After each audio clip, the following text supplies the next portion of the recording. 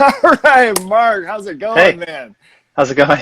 Oh, dude, so cool. Thank you very much, first and foremost, for taking the time today. This is so sick. I appreciate it, man. Awesome. Oh, thanks. Yeah, sure. So Sorry, here, just here get I'm going on settled. you live. Oh yeah, no, Okay, cool. not a problem, not a problem. Just to break down the episode a little bit here. So initially, I have an initial introduction question. Then the remainder of the interview is going to be we're going to dig into your art, and some things that you've been doing over the years, some more recent things, obviously a lot of interviews, a lot of cool things. You had a prolific career still with music, but we're going to dig into some of the art. And then I have one finale for you that I wrote just for this episode. So if you're all Huh, comfy, all my right. dude, and all set, we'll get this Yeah, bad I'm all boy set. going. Yeah, I'm all set. All right, cool. Let me ask you. My wife and I do a little traveling. If we were coming somewhere local to you, what would be a go-to restaurant that's a personal favorite that we would have to stop by? Well, all my favorite places closed down. They're just like Ooh, across the board. They shuttered. didn't last. Oh man, that No. sucks. um, Concord Hill is where we go. That's Okay. a place. I live in East Williamsburg, but Mhm. in Williamsburg proper, there's still like a place to eat. So yeah, it's kind of Um, one of those joints now that's like spilled out onto the sidewalk, and they're okay. relaxed, because here it's gotten pretty crazy with all the restrictions and stuff. So Yeah, there, yeah. there's really no questions asked or anything. You can just sit at a table. Yeah. Okay. Now, with some of the spots that ended up closing down, were they around for years and years, or were they newer spots that maybe that had just kind of come up on the scene? Oh yeah, they've been around forever. I lived here in the same neighborhood since Oh man. 2004. So a lot of these places I went to back since then. So it was weird, to see them all go. Literally all of them. Damn. Like my pizza place, the comfort food place, the cafes that I liked. They're literally all gone. Man. Damn. You're Yeah. like, just give me COVID, but don't take these places. God damn it. Yeah, it's just it's like Escape from New York. It really has that sort of apocalyptic vibe. Instead of places to eat, you get garbage and crazy people Yeah. stumbling down the street. So it's dark. It's dark. I would advise you not to come here. Yeah, there's the recommendation. Just don't come through here. Shit. No, no, you'd be better Nice, off really. nice. Yeah, it's funny you mentioned like Escape from New York or like Escape from LA, because it is kind of, when you start seeing some of these things or like some of the bigger cities, you see videos of, locally as far as like on the news and there's like no one in the streets and shit. Like when that stuff started happening, I was like, whoa, I've seen this a couple Yeah. of times. Yeah, right. You're already seasoned, right? Yeah, Yeah, yeah. You right, know what to right, do, right? right. Oh fuck! Hopefully, Jesus. Yeah. So as far as like I was mentioning with this episode here, obviously I love hearing about the music and I love and the bands that you still have going today. But this month is kind of like a artistic approach as far as the guests that I had on. And I wanted to dig into some of your stuff. You have absolutely amazing shit from Oh, years and years thanks. ago up until just recently. And so starting off, as far as the early interest, I wanted to take it back to around first grade. You'd mentioned in an interview, making some GI Joe comics of your own. What can you tell us about those comics? And was that your first experience as far as writing and illustrating that you can Yeah, remember? yeah. I think it was or somewhere around first grade. I started doing that sort of thing. But it's kind of a fusion between my grandfather's war stories from World War II and watching cartoons. Watching GI Joe, really, and externalizing those, realizing that I had some sort of craving to create that, or whatever fashion. I would just basically create my own characters or try and draw ones from memory. And that just developed into drawing these kind of elaborate battle scenes. And I guess from there, I developed this interest in detail and cramming as much in on a page as possible and trying to think of like the potentialities of having just a sheet of paper in front of you and what you could do with it. You start with a blank sheet of paper. Of course, at age 6 or 7, you don't really think about it. You just start doing it, and the ideas just start coming. But as that developed, I got into writing like my own horror short stories. So like by age 11, I was I was still doing like gore drawings, but fusing them in with like a comedic take on Friday the 13th. And I wrote like, I don't know, 20 of them. Oh shit, that's awesome. Yeah, so I would just write them on like lined school paper and pass them around my class, and it would be like, you know, like Jason Voorhees like killing my classmates in funny ways, and like people thought it was funny. So yeah, that's nice. I guess those are sort of the roots. But you know, like my grandfather's war stories were so vivid, and for him disturbing. I mean, he after the war was extremely anti-war for the duration of his life, and you know, he was totally scathing towards the military and the government.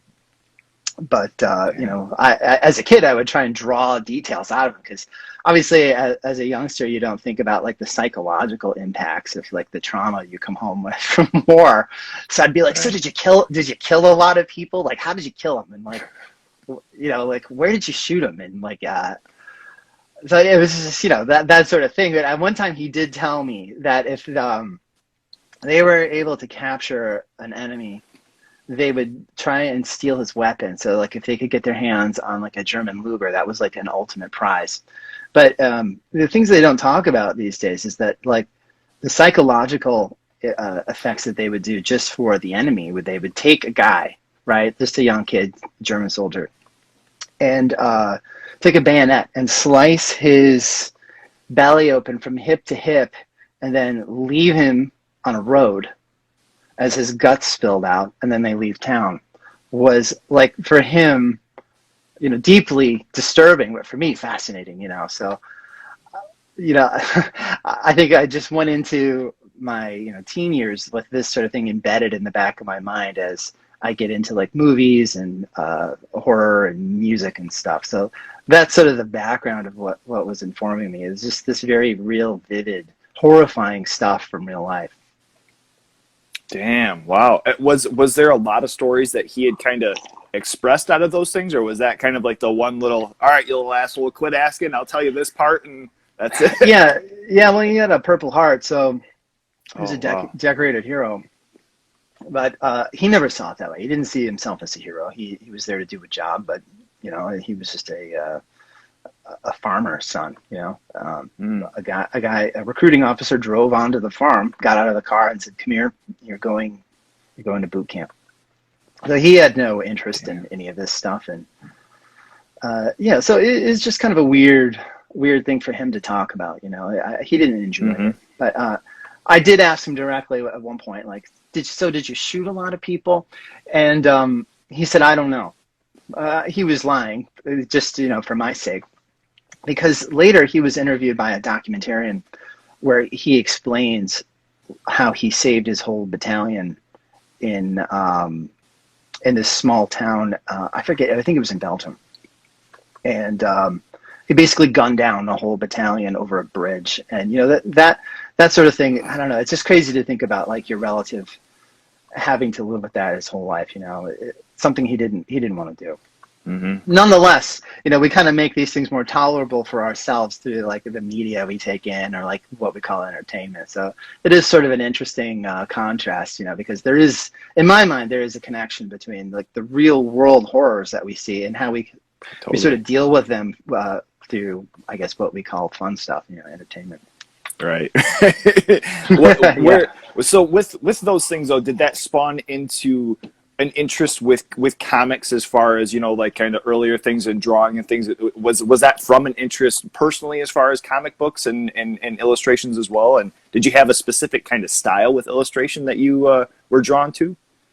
Well, you know, I just drew for fun, but obviously back in those days, the comic companies like Marvel were aligned with the network cartoons. So they were each pushing each other, and furthermore, there's the toy company aspect. So, you know, it was they were programming you very early on to take on this collector mentality, right? You had to have all bases covered. You had to watch the cartoon, you had to get the comic, and then you had to get the toys. And you know, in the midst of the cartoon, they'd run these commercials with the toys. You know, they were just like pumping you up. You know. And of course, it's fun stuff. You think back on it, and, it's endearing to me. I like all that stuff.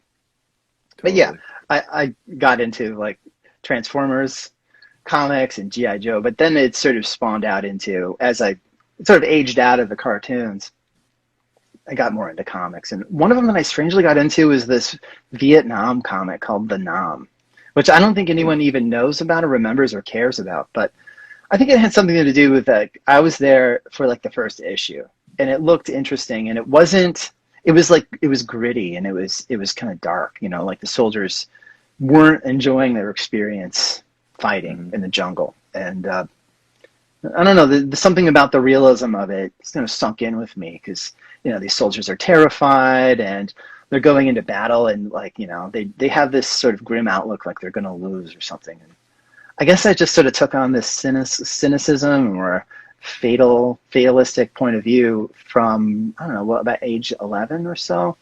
And I think I collected comics until sometime around high school when I really got into music and sort of transferred from there. Okay. But yeah. Okay. Nice shit. Yeah, I mean that's cool, and as far as it's a different look too, with having your grandfather and having some of the stories from behind that too. Like, was there ever anything that that kind of came up that maybe he had saw some of your comics and he's like, that's too far, don't go there? No, he was very gentle in that way. I think he saw it like, okay. well, that's what a boy is into, like let him do his thing. Yeah.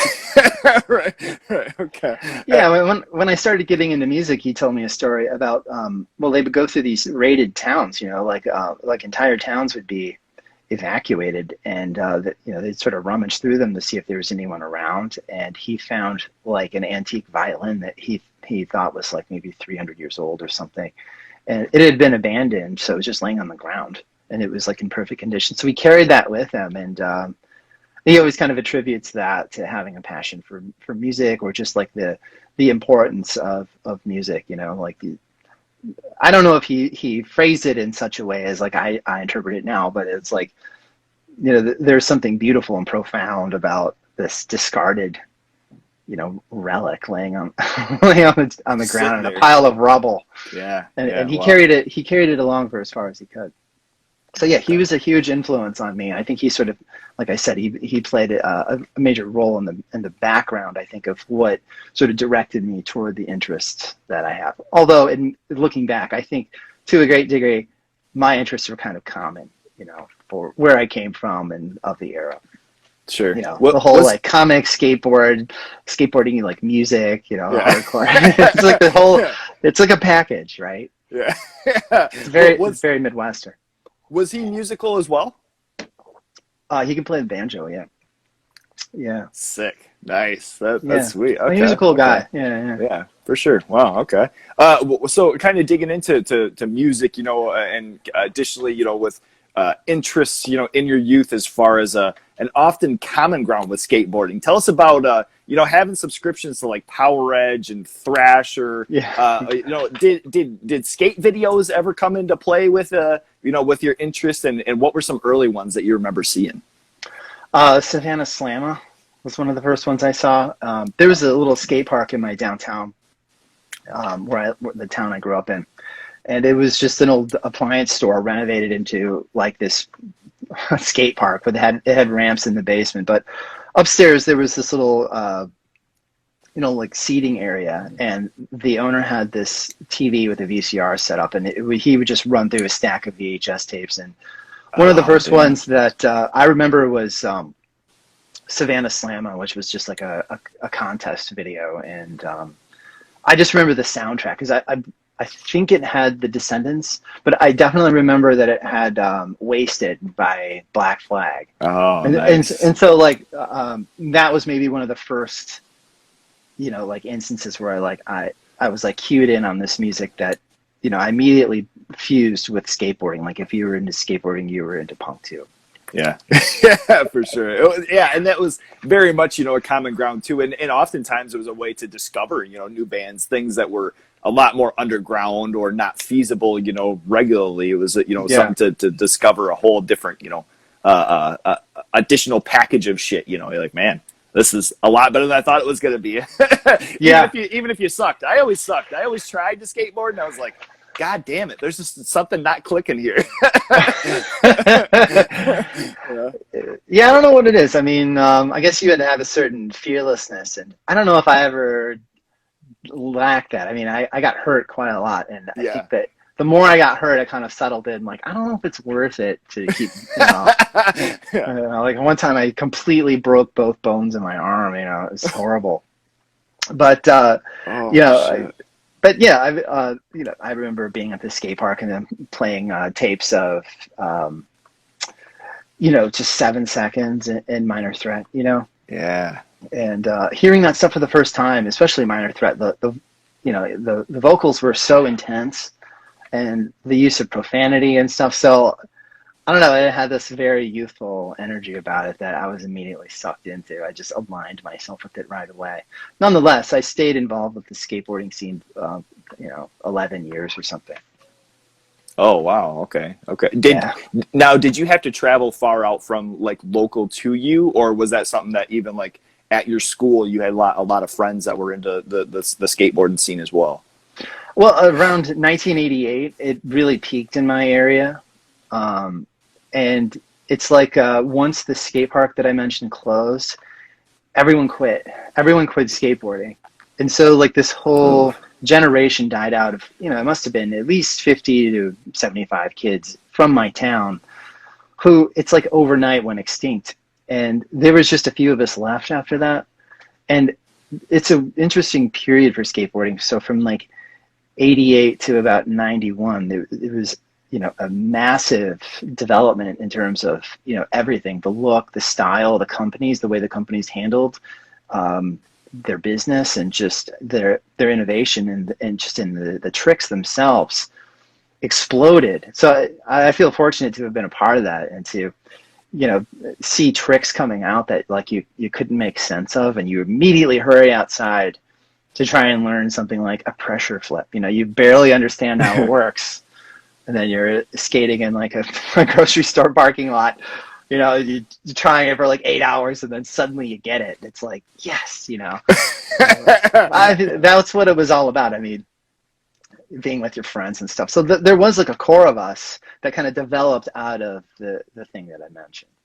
Mm-hmm. Yeah, totally. And honestly, like for the years that I skated too, that was always the biggest thing. It was like just that time with friends and playing music and having like a fucking boombox or some shit, and just being out and like having that opportunity of being out there and not necessarily, being complete fuck ups. And, like it was something where you come home and you're all bruised or beat up, and your parents are like, well, I mean, at least you're not smoking crack or some shit, It's like, at least you're, kind of beating yourself up, but having fun and doing something, kind of innocent in a sense. Bring it with like, or may it be, Todd Congliere or other skaters. Tell us about some of your favorite skateboard art, the deck art. What were some ones that you remember that you loved? Well, I got really into like the World Industries stuff after the Powell Peralta thing kind of died off, and all the companies that kind of were connected to that. But one of the boards that I most got into was, or just like obsessed with, I don't know why, was the Jeremy Klein Dream Girl. Do you remember that with like? Yeah. And I had the shirt, and I didn't even know what it said.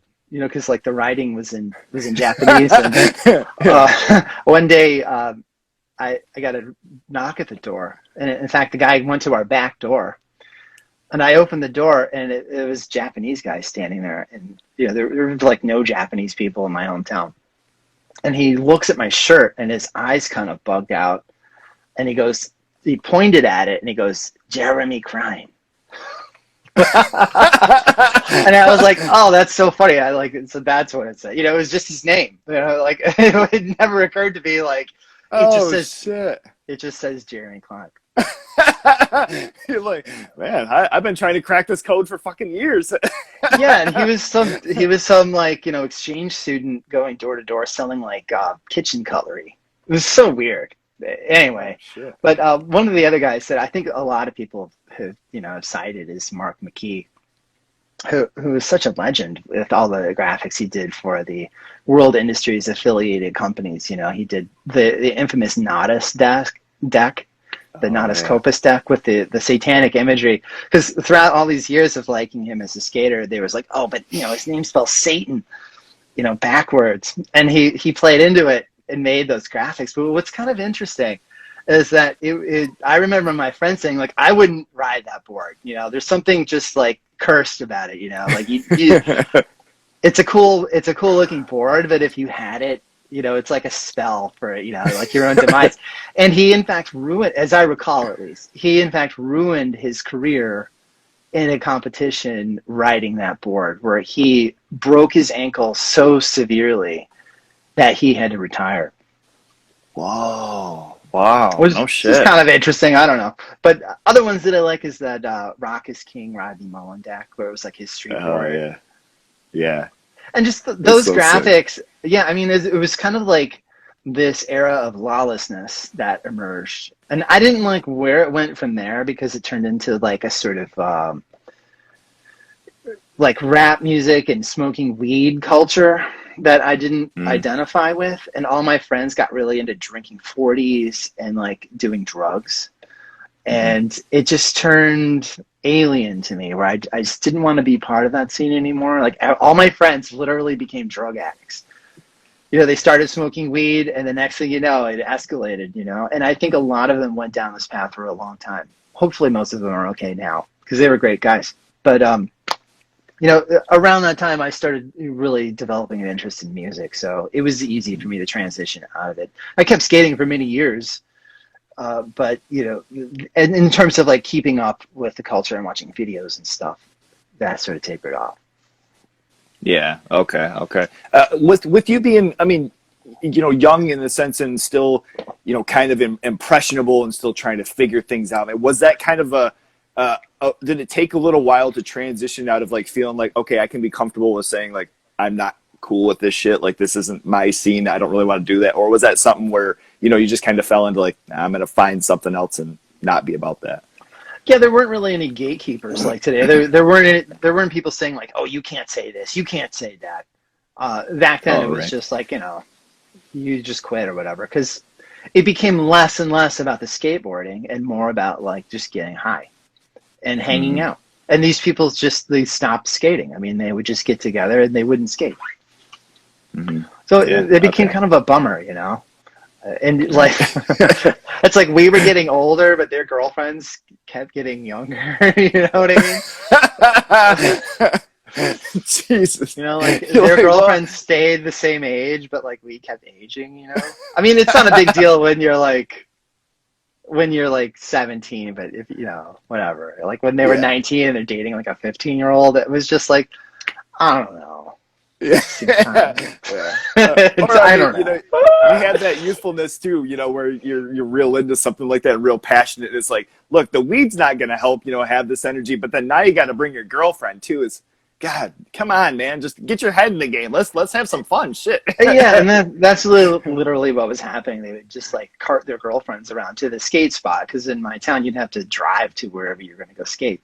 Right. And so it'd be this entourage. And, be like a lot of screwing around. And, sometimes it was fun. It wasn't like I was, a total cold fish or anything. It was just kind of like, I don't know. It was losing the spirit of what drew me in. Yeah, the energy with it, yeah. Yeah, and I just felt kind of done with it. Maybe also that I kind of reached my peak at around 18, where I felt like I learned about as many tricks as I was going to learn. And I wasn't going to push it any harder and like do more burly stuff at that point, because as I saw it, it was like, okay, well, it was time probably to focus on school. And, I'm really into music now. I started meeting people that were skaters, but were getting into this new kind of music that was coming from the stuff that I first got into. So like getting like those initial, like Dead Kennedys, Black Flag, Minor Threat, Bad Brains. Suddenly there's like this new stuff happening, bands like Crossed Out and No Comment and Born Again. So it's this stuff around the time, although I didn't really like see the connection necessarily. It just seemed like this was important. There was an excitement about it, and it was intelligent. It was being handled in a way that spoke to you directly, that seemed a little more, I don't know, evolved and relatable than, say, I don't know, Smashing the State or something, So like I was Right. deeply influenced by Minor Threat's lyrics, but when I read Crossed Out's lyrics, those seemed equally vital. You know, how they just sort of cut to the point in this very direct way that was no nonsense.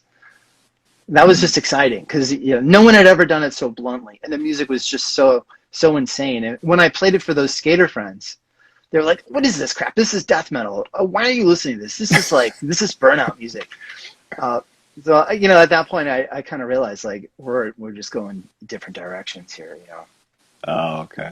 Damn. Okay. Well, so let's bring it in a little bit as far as like earlier, music interests and go into like a local record shop, maybe something like Wax Tracks, and choosing an album solely off of the cover art. What's an early, early memory that you have of just going in and seeing something and not even being familiar and just like, I have to have this. When I was 16, I went to Wax Tracks and bought the Faith Void LP. Actually, though, someone had recommended it was actually Todd Conjolier.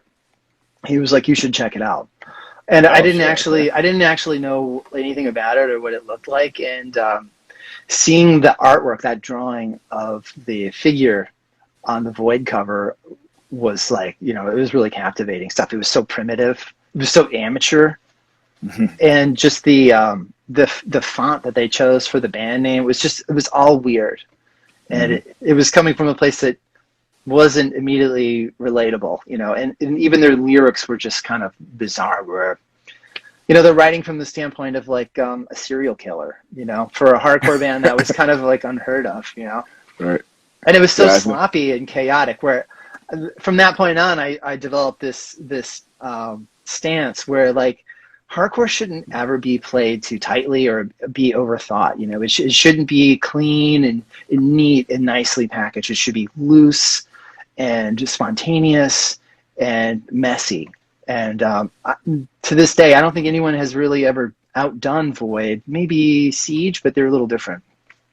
But okay. that initial intensity, especially at that point, them and Negative Effects. But again, I ordered that through the mail. But I think I think what a lot of people don't consider or care about is that there just wasn't a network for these types of things. So if you could get any sort of lead on what to listen to, that was immensely valuable. And I didn't know where to go to meet people that knew about this stuff. It was basically Thrasher magazine, and when I discovered Maximum Rock and Roll, those were basically it. But like I didn't know anyone that was actually into this stuff, other than a few friends from my town, So it had this mystery and allure about it, that this was dangerous music, and it did something to you. It turned you into some sort of, I don't know, free-thinking rebel or something. Yeah. I think that loosely, I think that was the appeal at that time. Okay. Now, what were cassettes? Was that kind of your go-to as far as like your form of listening? Yeah, because you couldn't really get records anywhere. Right. For the first few years, like I said, up until I was 16. So up until then, I would go to the mall and just take a chance on whatever tape looked cool, And I started paying attention to the labels, So like if it was on Discord, I would take a chance, and more often than not, I just didn't like it. So then I had to like pay attention to the year it was coming out, and it started to slowly piece together. Like, okay, up until like a certain time, music sort of sounds like this. And it became more of a regional thing. So like in this time period from Los Angeles, there's some sort of similarity between Adolescence and Black Flag and Germs and Suicidal Tendencies. That is, you'd start to get like a vibe, right? Whereas like the East Coast, and there wasn't a whole lot of Midwest stuff in print then. Like you couldn't hear, I did hear Negative Approach, but I didn't hear like the Necros for years. Okay, shit. Now, what was tape trading a thing as far as like with you and different buddies of yours that were into maybe the similar type of music? Was that a thing yet? We would dub each other's tapes. Like one guy would, we'd go to the mall. One of us would have like $10. So like I remember dubbing like the first Dag Nasty album that way, and I think I still have it. But I did eventually start tape trading when I was about 17.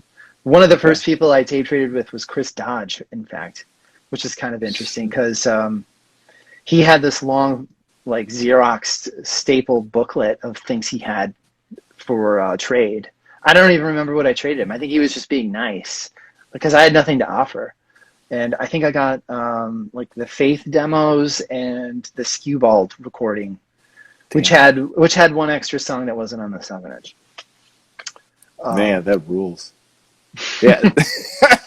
Was there anything that you'd ever gotten as far as getting a copy and it's like, this is so good, I have to go to the shop and, when I have a couple extra bucks, I have to pick it up? Yeah, I traded with Dan Lactos, who went on to be in Spaz with Chris.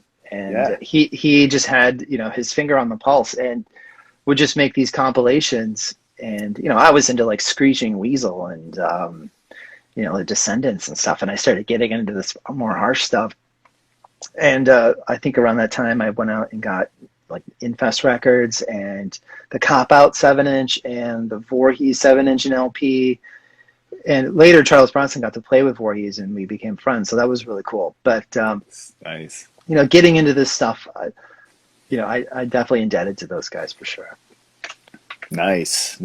So, kind of moving into a little bit as far as, some of your interests with horror movies. I know that you've mentioned, some giallo stuff, some 70s, some 80s, and with cover art. Once again, I wanted to dig into something that maybe a poster or a movie cover art. What was something that drew you? That you didn't even know what it was and you picked up or went to go see just based off the cover art?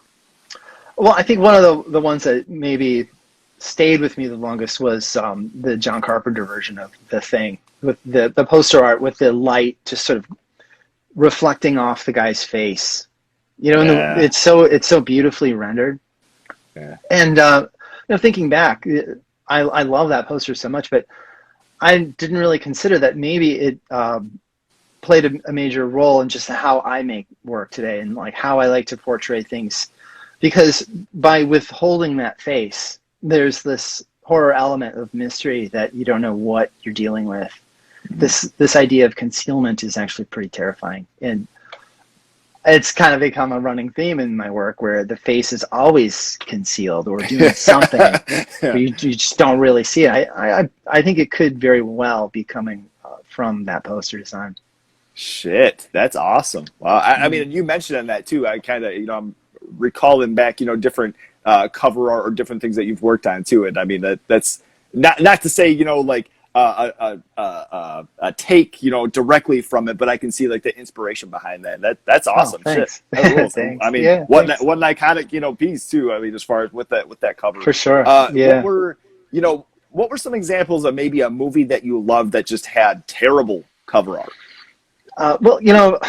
Past the mid 90s, poster art just transitioned into just being like digital stuff. It was like just photo. Yeah. One of my favorite 90s films is The Ninth Gate, the Johnny Depp movie. It's kind of just like this mood piece. You've probably seen it. Yeah. But, just the mystery element and just the way it's handled. And I just love old books and stuff. And the poster just sucks. It's just a photo of him, We got Johnny Depp. Let's put him on there, and we'll get the movie sold. Shit. Yeah, and it doesn't. I don't think it delivers in the sense. It doesn't deliver what the movie is about at all. It's pretty boring. But again, I think it's more of the era where everything from that era just kind of looks terrible. I don't think that era has. For whatever reason, I'd say maybe like 99 to maybe, 2007 or so. That era sucks. Like everything looks like crap. Everything is ugly. And it's like because they were figuring out how to incorporate digital media in, they were learning how to use Photoshop in a way that was complementary to maybe the more historical side to poster art, the more nostalgic end. Now I think all posters look like crap too, because it's this constant throwback style of using this composite. And you throw all the figures in this like arrangement, and it's just like so boring. You see it time and again now, and it's like such a turnoff. You know what I mean? Yeah. Unless it's of the era, I don't really care. Yeah. I can see that, where it's like you have that transition of the 90s where everything was like just a floating head, or like I Know What You Did Last Summer, Scream, and then you have the 2000s where. And I should say maybe later 2000s where you have up until recently where it's kind of that thing where it's like everything's trying to be a throwback as opposed to like, just putting your original energy into it and, like try and figure something that out. But I can agree. say I appreciate that it's back to having an artist at least, come up with something, and may it be draw it or paint it. I can appreciate that aspect as far as, finally having some of those things back, and Well, yeah, it's a kind of an essential component to the lifestyle, if you will, if there is such a thing, where there's this representative aspect of it encapsulated in an image that is pretty essential, just as a symbol. As a fan, you would value. You know what I mean? If the symbol sucks and it looks like crap, it's going to mean less. You know what I mean? So we pour our emotions into this stuff for a reason, because it gives us joy to look at them and to experience and engage with them. So yeah, I see it as important, but I agree with you that there needs to be an evolution in the sense that you need to bring new visual language into the fore, because the world's just more complex now. We can't just pretend that it's the 1980s still. I kind of wish it was in some way, but I think a lot of that is just romanticizing. We can't just romanticize forever. We have to try and create. I think that's why we're here. Yeah, totally. Bring us back to the first horror movie that you ever saw. What was what was the first movie that you saw that just kind of blew your mind, and then how was it introduced to you? I said this in a recent interview, where the first film I ever saw, like the first movie I ever remember seeing, was Frankenstein, and I think I was 3. Mm-hmm. And I do remember being kind of creeped out on it. It was at a friend's house on Halloween, and I even kind of remember our costumes. We were literally sitting there in our masks. Those like those Kmart costumes, where they would come in a box, and it had a see-through window on the lid. Like one of these here. Yeah. Let's see, which one's this? The clown. You got size small, 4 to 6. There you go. Yeah. Go on. I'm sorry. We were just sitting there, in our costumes, watching the movie. It didn't occur to us like you take your stuff off inside. Probably roasting in those plastic things. Yeah, it's pretty funny. What was that costume? Do you remember? I think it was a clown. Yeah, it's just a clown. Oh. Well, shit. Maybe it was that one. Yeah, it must have been. Yeah. Yeah. Okay. Nice. I mean, do you speaking of like Halloween and kind of getting into some of those things? Do you remember some of your favorite costumes, or maybe one year that you just went all out? What was something that you dug into with that and had fun with? Well, my dad was in the Army, so he gave me his fatigues, and I wore his, I did like the grease paints, and like I had a World War II helmet, and there's a photo of me with like an air pump gun that I taped like a bayonet on, and was pointing it at our dog in our front yard. And it's a pretty funny photo, because our dog was just like very complacently sitting there, like staring up like,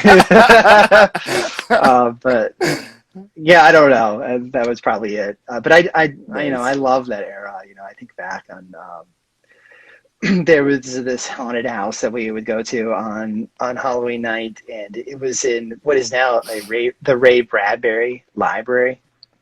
Oh, I think it's actually an empty building now, but they had built this haunted house inside of it, and it was like this maze. And the first time we went there, I think it was that year, where we were waiting in line. It was our friends and our dads.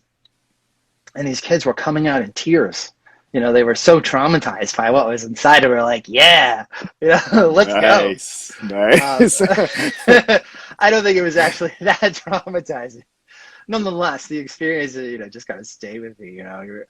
You just start to associate pleasure with all this, because it's such a simpler time. You had no cares in the world, and you just go there. And, yeah. I could say, all the horror movies that I watch, and maybe this is what's actually fucked it up for me, was haunted houses were never my thing. I would go and you just sit there and it was like, it's fine, and you're having fun and you're waiting in line and people are screaming and you hear chainsaws going, and it's like, I think it was just the idea of like, what if one of these motherfuckers just actually snaps and they have a chainsaw in there? Right. Now my dumb ass paid to be here, Yeah. Yeah, I think it was always more scary to be alone. It was more scary to be at home and thinking about the potential of what was in the kitchen or in the next room with the lights out. Yeah. I think that probably tormented me more. Yeah. Okay. Yeah. All right. What would you say are 3 scenes in horror movies that throughout the years, are just forever ingrained in your brain, whether they're disgusting or gross or just something that, you can never forget? As a kid, I remember watching the 1958 horror of Dracula. And at the end, Peter Cushing pulls back the curtain and Christopher Lee just disintegrates into dust and blows away. I think that just like idea of just like turning to dust and blowing away into the wind must have affected me on a subconscious level, because I remembered it all these years, we're talking like maybe 35, 40 years, of just remembering that moment of thinking like, wow, like your bones can just like turn to dust and blow away. But I think 2 others would be the sink scene in the Blob remake, where the dishwasher gets pulled down the drain of the sink by the Blob, and it's so handled. Cool. It's handled so well. It's so insane.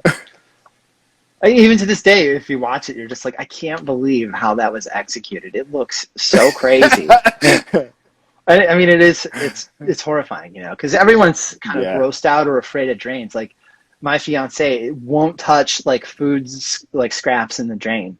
She has like an innate fear of drains. There's something about the unknown that lurks down there that on some sort of deep psychological level is disturbing. So I think that would be probably my second, but maybe the third, and I think probably the scariest scene of any movie, I would say, is in Exorcist 3, the famous scene where like the figure emerges out of the hallway with like the hedge clippers. Yes. So cool. And you just don't see it coming, in the way that it's handled, where it zooms in really fast. It's perfectly executed. So yeah, those would probably be 3. I mean, it's kind of hard to choose because you've seen so many, picking through thousands of movies, but those are great. Those are great shit. Thanks. Especially, like The Exorcist, that's one of those movies where the first one obviously, is so prolific and, just it has the energy behind it and the following, but the second one, which I think is Heretic, and then the third one as well, there's some pretty messed up shit in those movies, and there's definitely moments that, and like the scene that you're mentioning, I think in the second one, it's another hallway scene and somebody's like crawling up above, like on the ceiling there, there's definitely some shit in both of those movies that are awesome too. So nice. I like that. I hear those ones often. So kind of going into your art, I wanted to dig into, visually or just kind of mentally, like a little bit of the process, not, going too far. I don't want you, I mean, obviously you don't have to spill everything and everything that goes into it. But as far as, when a project comes up, a little bit of the process from like the initial idea to maybe pursuing a piece to the final product, what goes into some of that? Well, first, I think I just ask what best suits the band, what are they looking for, and what about what I do would appeal to them? So it's somewhat tricky because I don't really start with any set ideas in mind. I don't sketch things out. I kind of just like press go until I come up with something. And I don't consider myself an illustrator or someone that collaborates in the working process. So it's kind of like, you give me your thoughts, give me your lyrics, and I'll read them over, and based on my interpretation of them, I'll try and portray that visually and see what comes of it. And that can go in any direction. So it's kind of hard to pin down for me. I think a lot of it also relates to what I've made before. I think it's getting a little trickier for me to come up with stuff that isn't too similar to what I've done, because obviously I have like my tastes and like my little habits of things I like to incorporate, and maybe that's good on some level, but I see a lot of other record artists that kind of do their thing, and you can kind of like identify with, like, oh, that's that guy's thing, and I think that's fine. But there's some part of me that feels apprehensive about just like locking into this like style, like, not to put myself on the level of Pusshead or anything, but like, when you see a Pusshead drawing, that it's more about it's Pusshead, and it doesn't really relate to the band. It would be like going into a tattoo shop and just like pulling something off the wall and saying, oh, I'll just take that one, So I try to keep it, relative to what the band is saying. Okay. So over the years, have there been certain aspects, technologically that have kind of advanced, some of your stuff, or things that maybe you hadn't used for years and then finally kind of, set back and like, well, fuck it, I'll just try this out and, see what comes, and maybe has, put an extra, touch on your work? Yeah, I think I went from more of a, like drawing and photocopy type of, just raw material, like, you cut and paste stuff, to developing more into like photo-based imagery. And I think a lot of that comes from wanting to make things that I would call hyper-realism, where you're portraying a moment in time that is almost like watching it through a film, or you get like a film still from it that is like a moment of crisis, but it's so unbelievable that like you can't really process it in the moment, and trying to capture that in like a square. So that's what I'm seeking to do. So I think that's quite a stretch from like where I started, where you basically take a found image, photocopy it a bunch of times, and that's your record art. Now we would be more like combining images, or portraying or distorting images, or building images that give you the desired effect. So it's much more involved now, actually. You look back and it's like, man, if we had it so easy, you could just like whip out a cover in 5 minutes and you're done. You didn't have to really think about it. Right. Yeah. Right. Okay. Do you have anything, in we'll say, like your arsenal of tools, any, utensils or certain things that that you use that aren't, the original purpose for what they are, so maybe something for circles, like a Pringle can top or some goofy shit like that. Like, do you have anything like that you use regularly that wasn't from the original purpose of it? Well, not really. I think maybe like the closest thing would be like a photocopier, because okay, I think it has its own inherent visual language. It's just seeing something photocopied, like it's telling you something that if it wasn't photocopied, it would mean something else. So it's this like degradation of the image that's very specific to the genres of music that we're part of. And, obviously that's not the original purpose of it. It's to replicate like documents and stuff, like if you needed like your driver's license photocopied for like, your new job or whatever. So it's a way of like seizing that instrument and using it for this totally unintended purpose, which I think is really kind of interesting. Totally. So, what was it? Something for a long time that you would have to go to a local shop or anything and do like some copying, and then people are kind of looking at you at some of the shit that you're putting on there. Oh my god! What the hell is this? Yeah. Nice. Totally. Nice. There's one funny story. I'd actually met Kathleen Hanna from Bikini Kill once before this through a mutual friend. But I was making the like a limited edition cover of a Devoid of Faith record for my friend Nate Wilson. Nice. And he wanted the Cows and Beer 7-inch art. Back in like this era, it was like customary to take like a classic and tinker with it a little bit and like make it kind of like your own joke cover. It was like a mimic of it. Yeah. Good. Okay, so we did it for the Cows and Beer, but he was like, I want it to say Chicks and Beer. And I was like, okay, yeah, I can do that. I can do that. And so I think I photocopied in like a woman in a dress and like I think a beer bottle. I can't remember what it looks like even, but I covered it, and it looked just like it. You know, it looked just like it. And I was at this photocopy like shop, and Kathleen Hanna walks in, and like I get, you know, I don't know if she remembered me, but like I think she realized that like I knew who she was. And I was like, oh, hey. And she goes, oh, what are you working on? And I was like, oh, this record, Chicks and Beer.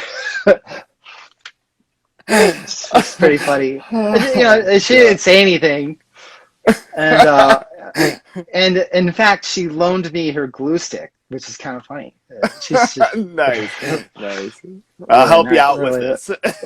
Yeah, you know, because like you have a preconceived idea, like, oh, she's going to be so insulted by this. Yeah, right. She didn't say anything. Oh, all right. I mean, at least it wasn't anything all that bad, you know. Like if it was. Like, I don't think it was bad. I mean, whatever. Yeah, right. Just having some fun with it. Nice. I mean, was that like a regular thing too with like the workers there, or were they generally, you know, kind of over time, you know, used to, if you went to the same place, you know, used to kind of some of the things that you were bringing in? They're like, oh, yeah. You know, I've had conversations with some of these guys. He's like, look, man, I'm just here to print it. I'm not here to judge your content, you know, because people would bring in like crazy shit, you know, like okay, all kinds of stuff. Yeah. And even some of the work I made back in the day, you know, there's this book Wound I did that's, you know, it's completely off limits now. I mean, I can't. It's kind of amazing that it got made because it's got all this bestiality in it. Oh shit! And you know, I did all that at a coffee shop. No one said anything. You know. Damn. Well, I mean, I guess that's good shit. They, you know, they're like, well, you do whatever you got to do. I guess you take care. Have a good day. Well, I think before New York City became like, you know, hyper politically correct, there was this sort of like mutual understanding of just like do your thing. Like we don't care. Don't bother me. I don't care. I don't want to know. And that's kind of the city that I you know I'm fond of. You know, it doesn't exist anymore. But it's miss. Yeah. Okay. I wouldn't try it now. Yeah. So as far as I wanted to dig into, you know, 3 specific pieces, you know, just from different various times in your career, and kind of dig into, you know, a couple of categories, like, you know, the origin of the piece and what went into creating it, as far as, you know, materials used or initial drafts that maybe didn't look like what ended up, you know, being the final look of the product, and then any stories that come to mind. So first of all, I had to dig into the work that you've done with City Hunter. You got a Knife Protocol and Deep Blood. Tell us about working on those. I mean, so sick. You know, I want to hear what you got with these. First of all, the origin with them. Well, obviously it's coming from you know, like an interest in slasher films, but I've kind of filtered through some weird modern day. I don't know. I don't know how exactly they pin it down, but there's something very distinctly of today about it, you know, where, I don't know, I think that it's coming from a place that isn't distinctly just retro. It's not like this retro fetish. Mm-hmm. It's trying to convey like a real world attitude to just like urban life. You know, I guess there's this sort of hunter mentality that you actually have to take on, you know, on some level to just survive in such an environment. It's so hostile, you know what I mean? Sure. But for that, we were kind of playing off Carpenter's Halloween, because the movie is actually really restrained. It's not gory. You don't really see the kills. There's a lot of cutaways. It's just more of a mood that I think evokes the feeling that, you know, we love about it so much. The camera movements, the lighting, just like the sound, the soundtracks. So, you know, going into it, we decided like, okay, it's not going to be this over the top, like gore thing. You know, that's not what we're doing. It's not good. There's like, I don't think there's any blood on the record, or maybe in the sync photo, but yeah, it's essentially bloodless. It's just more about creating tension just in the visual. And so the band actually shot a ton of photos, and one of the members works at a furniture store, and he is in charge of shooting the displays for their catalog. So Oh wow. he had access to that's pretty funny. He had access to like a backdrop so that he could go in, and he had like, you know, proper lighting and everything. And he was able to capture, I don't know, they must have took over 100 photos. And you know, there's a lot of them that you'd kind of expect, with like the city hunter himself with like the knife, you know, like holding it up like, you know, I'm gonna kill you. But actually, the one that I chose was taken accidentally, where he was like in the middle of like moving between shots. Damn, And there was okay. just like a really strange, because when I was like, well, we gotta use this one, and they were like, damn, are you sure? You know, are you sure? Because there's all these other great ones, you know, where he's got the knife like over his head, he's about ready to, you know, kill the viewer or something. And I saw it immediately that it should be like he's on the street and thinking about who is around him. You know, like being on the street of this like deserted, urban, decayed setting and thinking about, is anyone watching? Can I get away with what I need to do? And that to me seemed more horrifying than him like sticking the knife in your face, you know, like I'm going to kill you. So that's how that came about. And so I just constructed the backdrop from there to just be this sort of grimy New York City like environment, because you know, you're really into like Maniac and you know, like I said, just more like, you know, stylish, less of the trashier like slashers that came later in the mid 80s sort of thing, where it become more cliche and basically devolved into like horror comedy. So they're coming at it from a very purist standpoint, but trying to bring their own elements into it that wasn't just a throwback. Yeah, So wow. that's where I came from. I mean, and totally. I mean, that was going to be, you know, an additional note, just as far as the overall feel of like the aesthetic was always Maniac. Every time I see that, you know, it's not like necessarily the outfit or, you know, the mask or anything, but I just the unsettling of, you know, like what exactly is going on here, you know, like, and with that character, even in the original Maniac, you know, you're looking at him and I'm trying to think, Joe Spinelli. Joe Spinell, Is that his yeah. fucking name? Yeah, Joe Yeah. Okay. Spinell. Yeah. You know, that's the thing that, you know, that really gets captured in that, you know, in that whole aura of it. So yeah, I mean, shit, that rocks. I mean, that's awesome too. That was, you know, kind of like a mention of the feel. Where did the whole idea with the shell cases come from? Well, yeah, it was just kind of a nod to like Clamshell. VHS. Yeah, like just a VHS type of thing, you know, Okay. where, I mean, I guess on some level you can't argue the fact that it is somewhat retro, but I think it was about bringing something new in and developing its own mythology. I wish they'd do a second one, because I think that narrative could be developed further, where you get it like a deeper understanding of the character. But I think that they're taking like the John Carpenter point of view, where like we should have never done a Halloween 2.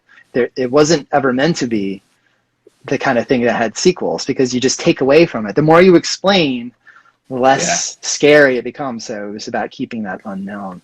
Yeah. And so, you know, we kind of handle the record in the same way. It was like, you drop it, like all of it comes out, you go over the top with the presentation, and then that's it. You know, you make the impact, don't milk it, and don't fuck it up, and then, you know, you just kind of let it rest, and then on to the next thing. So, you know, obviously you could make a career out of this type of thing, and you get on a big label, and that would just be like your shtick, you know, you're like the slasher band or whatever.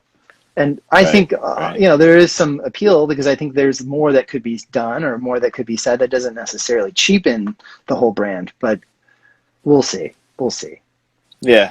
Yeah. It's kind of played out now, hasn't it? It's also, sorry to interrupt, but it's almost kind of like, also like from 2018 to now, I think the world has shifted so much that the trend has kind of died. It's kind of like, I don't know if people are even thinking in those terms anymore. It's like purists love it, horror purists like it, but like the people that weren't into that stuff, that maybe were drawn into it, I think have kind of moved on, and we're, you know, like we've seen so much of this type of stuff what's that stupid show, American Horror Story? Like they even tried to do like their version of it. Yeah. You know what I mean? Yeah. Where it's like Yeah. if they're doing like the 1984 summer camp slasher thing, then it's dead.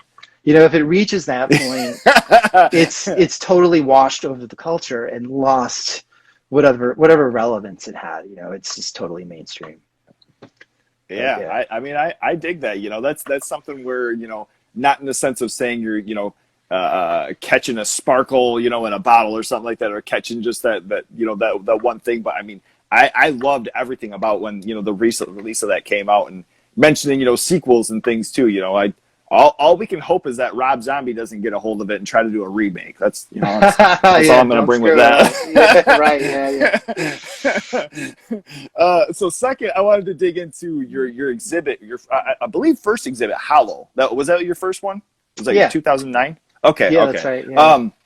So where did the initial idea come from as far as creating art pieces and then music pieces along to go with them? Which came first? Was it the music or the art pieces that you started?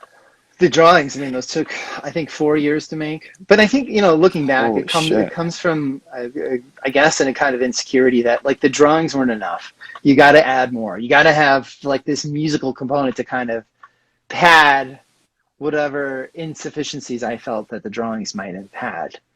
So, it's not a bad thing, but you're looking back on it, I don't know how necessary it was, but I think it was cool because each side sort of degrades, The first side is like structured songs, and then side B is an unstructured song, and then side C is just like noise, and then like side D is just like, or no, it's not quite like that, but like each side basically breaks down so that it's less and less structured, so that by side D, it's just like feedback, and so like the whole idea behind the exhibition was this idea about decay, that things decay, but yet they create something new out of it.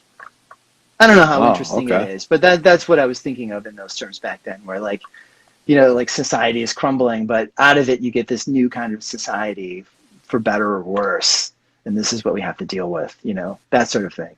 Now, did you draw all the pieces in succession? Did you draw the first one and then you kind of kept on going with it, or did they end up getting reorganized? Yeah, I think I took out like 2 or something, but yeah, I just started big. I just got a huge piece of paper one day, sat down, and just went at it. I had no thoughts on it or what I was going to do. And piece by piece, it just started to build, until I realized like, okay, well, I have like a show. And then fortunately, I knew some guys who were like, yeah, let's just do an exhibition. And we went out to LA and painted all the walls black. We lit it with these black candles and played the soundtrack at the opening, and all these people came out, and it was a cool thing. But I never considered myself like a gallery artist, I still don't. Damn, wow. Where did that idea then come as far as to do a gallery? Was that kind of the initial idea when you started doing more of these things? Was like, well, I'll just make it a presentation. Yeah, I guess it just sort of evolved out of like, okay, well, it'd be cool, I guess, if people could see these. I guess it'd be cool for me. Well, I've never done anything like that, not since college. So let's see where it goes. So. Yeah, and I just sort of developed this visual language out of it. I started connecting themes, and slowly the figures started to go out of the drawings. I think they're in like 1 or 2 of them, and then it just became about architecture. Oh wow! So, damn. Yeah. Okay. Were they all just pencil, or did you end up going over them in pen or anything like that? As far as they're just straight for longevity. Pen. They're just straight pen. Okay. Yeah. Damn, so there was also this thing of commitment where if you put a line down, that was it. There was no sketching. So it was a very bold idea on my part, because you basically force yourself into not making any mistakes. I mean, obviously you can like screw up from time to time, but you have to figure out how to conceal it or whatever. Oh, well, so, was there any piece that didn't happen, that it was just like no matter what you did, you're like, man, I fucked this up? I think at one point I like spilled like a drink on one of them. And I was like, God damn, because the ink wasn't even permanent. And My attempts to like erase it actually like tore part of the paper away. Oh no. But I God. salvaged it by just drawing over the tear. Oh So shit. like, Okay. Okay. yeah, I just worked with it. But if you were to like hold it up to a light or like a lamp, you at an angle, you could see that there was like a kind of gouge in it. But I just drew over it. But that I Oh, think that okay. was like maybe the one time I really screwed up where I was like, oh man, I ruined this one. I spent like months on it. Because some of these would take like Oh. 6 months. I work every day on them. I was like totally living in poverty. But I was like, I don't care. I'm just gonna draw. I'm just gonna draw and see where this goes. I have to do this. I have to finish this body of work. Because I think at that point, 2006, 7, I was starting to feel like what I'm doing musically just doesn't feel satisfying. It has to go somewhere else. It has to do something. I have to bring something else into it. And that was an effort, I think, to introduce other elements, other Mm. media. Okay. Okay. Nice. I wanted to, so for this last one, I wanted to dig into most recently. I think just this last week, you had announced the cover art for the new Full of Hell album, and Yeah. I wanted to dig into just as far as this is the fourth time that you've worked with the band, right? As far as with cover art or any sort of visual aesthetics for them. Yeah, the fourth time around. Yeah, it's been Okay. crazy. Yeah. What was this a little bit of a collaborative effort as far as with with this time around as far as the kind of origin or initial idea that you wanted to go head on with this one? Well, Dylan, who sings for Full of Hell, and I just seem to really connect on art level. On an art level, the idea for this one, well, I think he was talking like, "Do you have any ideas for the next one?"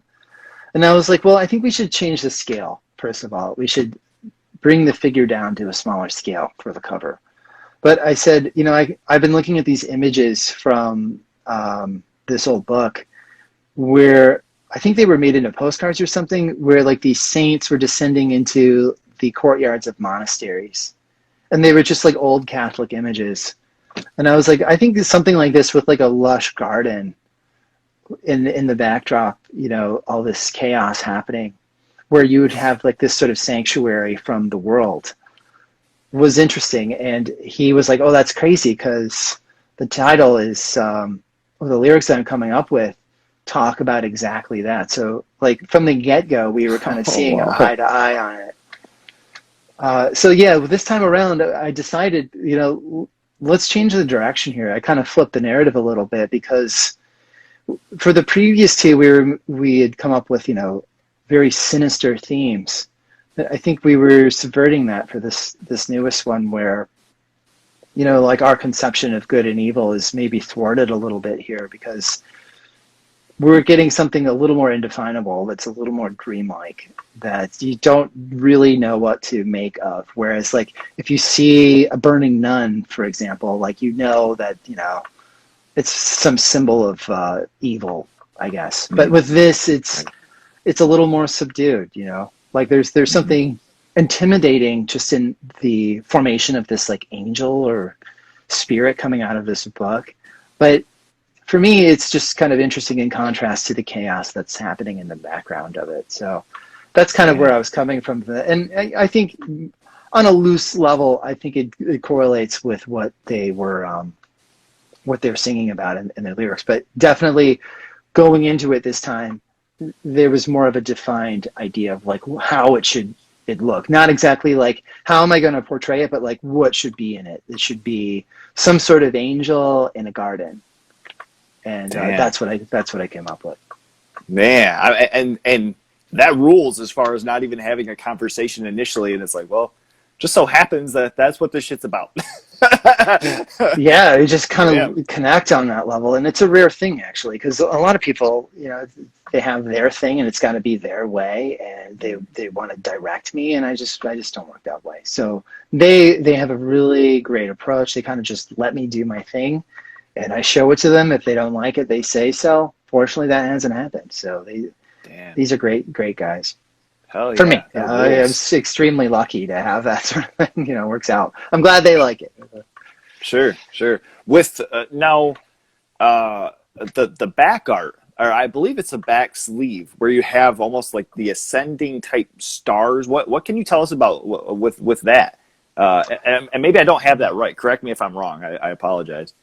Well, yeah, it can just be interpreted on many levels, I guess. But I was thinking of that in terms of if you panned out from the cover, right?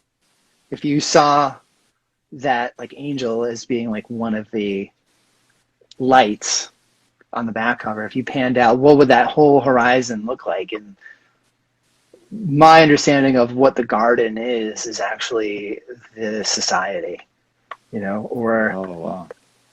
the garden as opposed to the society, you know, as to the civilization which is destroying itself. Yeah. Damn. And so there's some feeling of redemption or salvation or mystification as to what is happening, because the sky is literally just inverted, you know. Yeah. Like the lights are ascending. If they're souls or spirits or just, I don't know, whatever. Sure. There's this calm resignation where you're looking at it and feeling like, well, what can you expect? What can you do? You know, you have to look on in horror. And I think that really kind of connects to how many people that I know are viewing everything today, where you're just like this spectator, you're just a voyeur, you know, you're powerless. So yeah, it's a terrible thing to be, but you know, you could kind of alleviate some of that just through the visuals of not just feeding all the answers to the viewer. You just kind of put things out and let them rest on it and let them make of it what they will. But yeah, I think that's kind of the beauty of art, is that you're just not hand feeding answers to people. Like, this is what this means. It's not for an ulterior purpose. It's not to achieve an end. You know, it's for the visual's sake. Damn. Yeah, I mean, that's, you know, always an appreciation when you go and you buy a record or you get, you know, something maybe you had to order online from a record, you know, company or something. And then you have the cool, you know, visuals on the front and you turn it over and it's like, you know, just black on the back. It's like, damn it. I mean, it's still awesome. You appreciate it. But then having something like that where, you know, you announce the cover art and then I think it was maybe a couple of days later, you announce, you know, the flip side on the back. And I'm like, holy shit, this thing is knocked out. Damn. Well, yeah, I mean, there was this awesome. time in the 70s where it was such a big deal to have a great looking record. You know, it was high concept stuff, you know. There's so many examples where like the people that were making these covers were just having like a field day. They were so inventive. And then it just, you know, it kind of died, where you just put the band photo on the cover and call it a day, you know. And it's just so lame. It's kind of what we were talking about with the poster art, where there's this death of creativity that's swept across the culture. It's like the more popular this stuff got and the more, you know, manufactured it became, the less innovative it was. It seems obvious there's a correlation there. So I think with what we're doing with Full of Hallow, it's kind of like infusing more content back into the product so that you have a lot to look at and appreciate and think about. You know, there's more to engage with, and I think that just enriches the experience. A lot of people have said, you know, they think, oh, well, you know, it's the music we love, but it's cool that you have this consistent visual component to go along with it that kind of informs the music. Yeah. Wow. Yeah, absolutely. I mean, I can always appreciate, you know, having an album that I completely love, and then, you know, it's like, oh, and then, you know, not to mention that the cover art is sick, and it's something that, you know, with a record you can hang up on the wall or have, you know, a displayed of some sort, you know, or like shit like this, you know, with an old CED that I'm never gonna fucking use, but like, hey, the art's cool, so shit, I'll have it displayed. yeah, I know what you mean. Yeah. This is wrapping our time, man. I wanted to give you this opportunity as far as anything that you have coming up or anything that you wanted to, you know, put out there. You know, seems like always something, you know, so always something coming out, you know, absolutely sick. I do have one finale question, but this is your opportunity, man. Oh, you know, I always have stuff in the works. I mean, some of the music I've been working on goes back to 10 years ago. I mean, things are always kind of inching forward, you know. One of them is this band Arcane Sorcerer that we're working on, and that will come out on my label Youth Attack. But beyond that, there's so many projects in the works. Sweet.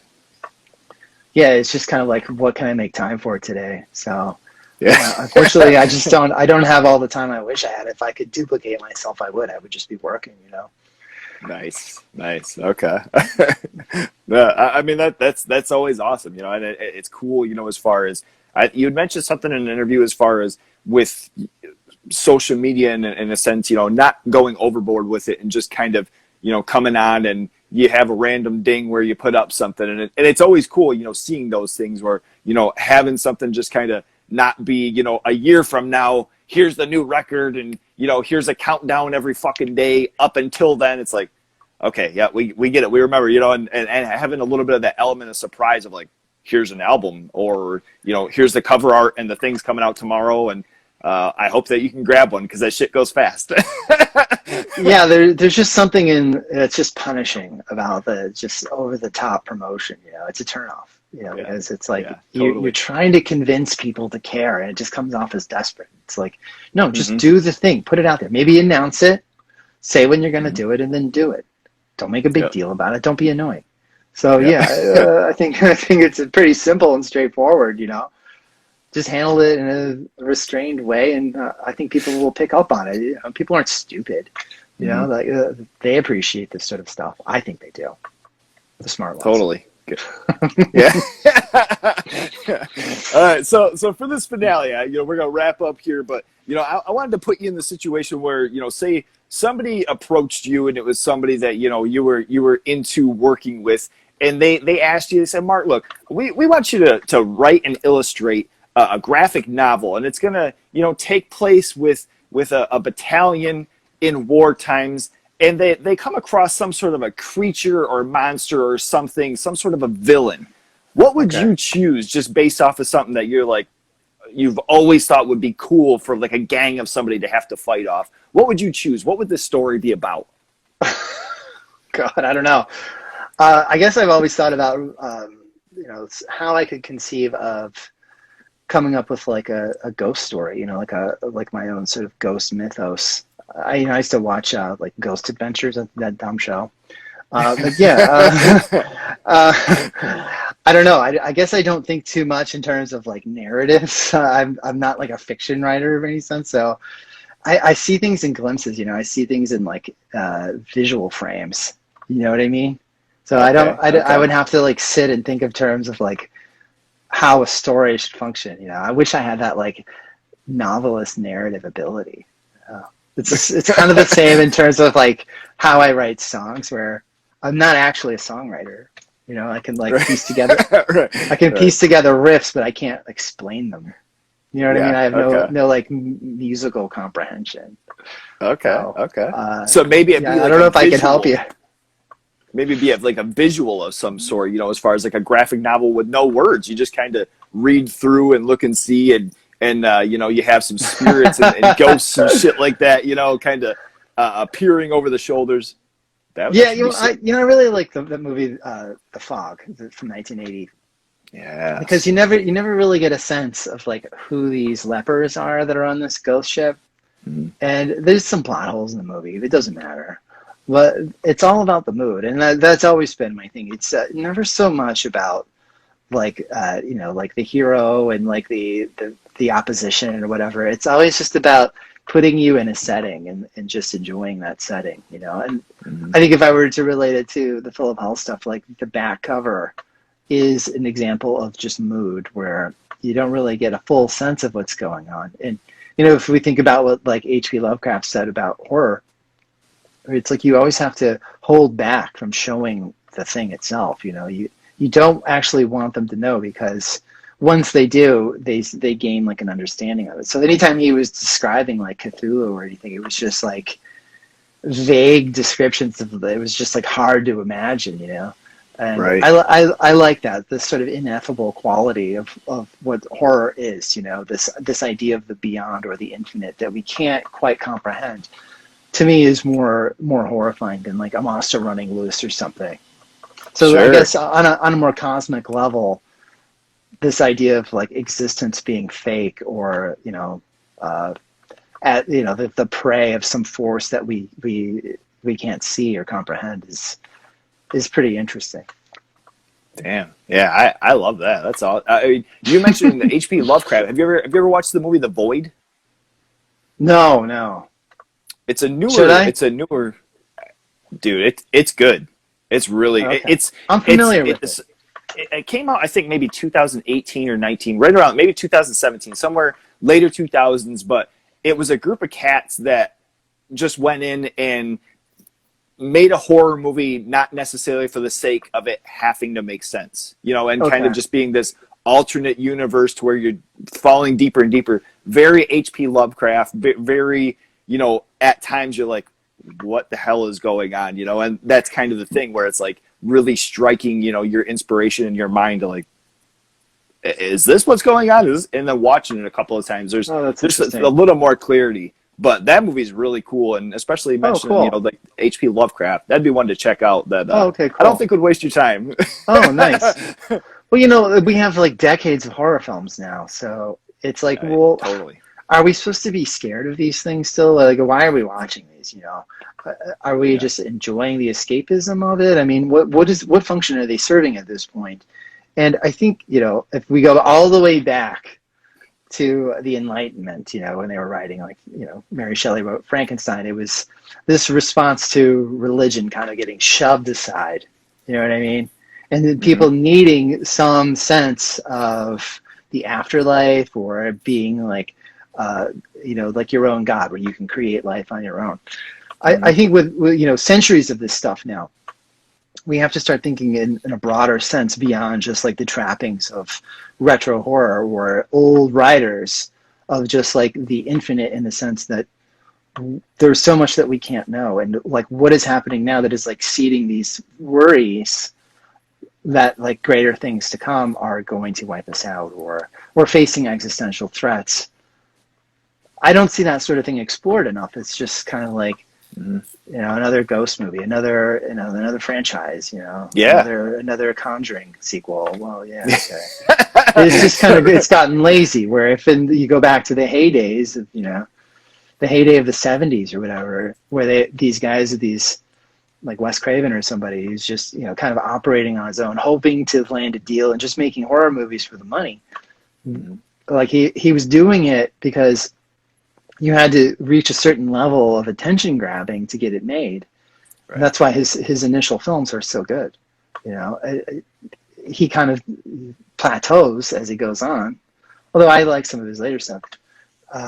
You kind of see that play out on a broader spectrum of how we have just fallen into this comforting aspect of what horror should mean to us. So that's something I think about kind of a lot. I mean, in the sense that religion doesn't really play a factor anymore. So if all the rules are thrown off, what exactly are we afraid of? You know what I'm saying? If people don't think about the afterlife, then what is there to be scared of? I mean, so these are questions I think I'd like to see explored more. Yeah. Unfortunately, I don't know if I'm the person to do it. Maybe I can do it in an image. Yeah.